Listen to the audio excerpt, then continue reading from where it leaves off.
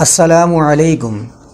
صحیح بخاری حدیث نمبر 3849 میں مروی ہے کہ امام بخاری نے حدثنا نعیم بن حماد حدثنا حشیم عن حسین عن عمرو بن میمون کی سند سے نقل کیا کہ عمرو بن میمون نے کہا، میں نے جاہلیت کے زمانے میں بندروں کی ایک جماعت کو دیکھا جو ایک بندریہ پر جمع ہوئے تھے جس نے زنا کیا تھا۔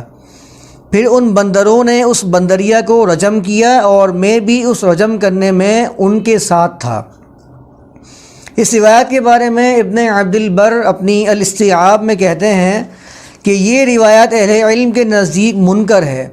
اس میں ایک غیر مکلف کو زنا سے منسوب کیا گیا ہے اور جانوروں پر حد لگانے کا ذکر ہے۔ عصر قریب کے ایک مشہور عالم محمد ناصر الدین البانی اپنی مختصر البخاری میں اس روایت کے بارے میں کہتے ہیں کہ یہ روایت منکر ہے۔ کسی انسان کے لیے یہ کیسے ممکن ہو سکتا ہے کہ وہ بندروں کے شادی ہونے اور ایک دوسرے کی عزت کی حفاظت کرنے اور جو حفاظت نہ کر سکے اس کو قتل کرنے کے بارے میں جان سکے۔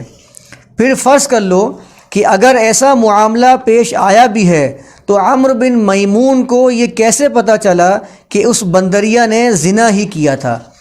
اس کے بعد البانی اس کی سند کے بارے میں کہتے ہیں کہ میرا گمان یہ ہے کہ اس روایت کی آفت نعیم بن حماد پر ہے جو متہم اور سخت ضعیف ہے، یا حشیم کے عنعنہ پر ہے جو مدلس ہے۔ لہٰذا متن کے اعتبار سے تو اس کے الفاظ ہی اس کے موضوع اور من گھڑت ہونے پر شاہد ہیں۔ سند کے اعتبار سے بھی اس کی سند میں نعیم بن حماد ہے جو محدثین کے نزدیک سخت ضعیف اور منکر الحدیث ہے، اور نعیم بن حماد نے جس راوی سے یعنی حشیم سے اس روایت کو بیان کیا وہ حشیم مدلس ہے، یعنی روایت کی سند میں اس کی کمزوریوں کو چھپانے والا ہے۔ لہٰذا یہ روایت اپنی سند اور متن دونوں اعتبار سے ناقابل اعتبار اور من گھڑت ہے۔ اس روایت کے ضمن میں ایک فائدہ بھی نقل کر دیتا ہوں کہ 500 ہجری کے ایک مشہور عالم حمیدی ہیں جنہوں نے ایک کتاب الجمع بین الصحیحین لکھی ہے۔ اس کے جلد نمبر 3 صفحہ نمبر 490 میں وہ اسی روایت کو بیان کرتے ہیں اور کہتے ہیں، ہم نے عمرو بن میمون کی بندریہ کے زنا اور اسے رجم کرنے کی روایت کو بخاری میں تلاش کیا تو ہمیں معلوم ہوا کہ وہ بخاری کے بعض نسخوں میں ہی پائی جاتی ہے جبکہ دوسرے نسخوں میں یہ موجود ہی نہیں ہے۔